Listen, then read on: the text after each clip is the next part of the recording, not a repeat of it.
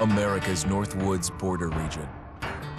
Within this land of 10,000 lakes and miles of dense timber, a hideous creature is believed to lurk.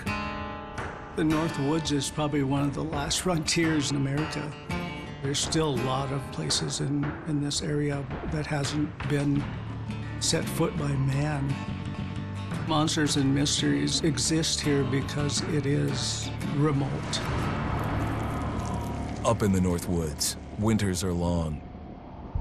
In times of biting cold and isolation, a devouring monster is believed to come forth. It's terrorized native people for generations.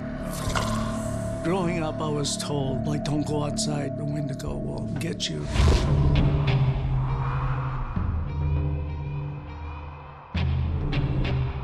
Among the traditions of the northern Algonquin tribes is the Wendigo, a monster that can seize hold of a person to carry out its hunger for human flesh. Many Native Americans fear even talking about this Wendigo, and even the mention of the name will let the Wendigo find out where you are, and it will open you up to be possessed by this Wendigo. The most famous case of a Wendigo possession took place in 1879 in the deep woods outside of Edmonton, Alberta. Swift Runner, a Cree Indian, was a trapper and a guide. He had left town the previous autumn with his wife, 6 children, and his mother. But when Swift Runner returned in spring, he was alone. Swift Runner came into a nearby village telling this heartbreaking tale. I had to watch them starve to death. Of his family being killed by starvation, and that he was the only survivor. My whole family gone. It wasn't hard to understand a family falling victim to a brutal winter. To even not. Yet something was suspicious about Swift Runner. He was a strapping man, and he came into town weighing over 200 pounds. It didn't look like somebody who had just weathered a terrible winter. He wasn't malnourished, didn't look like he was starving. He looked healthier than ever. After a few nights, it became clear that something was wrong.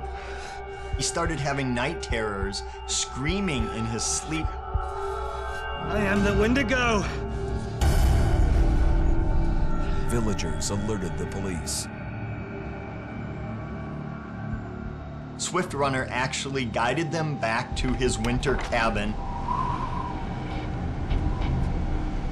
When they got there, that's when they saw the true horror.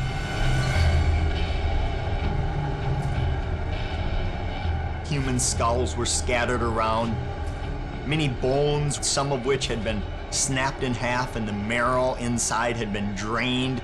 They had never seen anything like it. Swift Runner had killed his entire family, shooting them, hitting them with an axe, strangling, and then eating most of their bodies.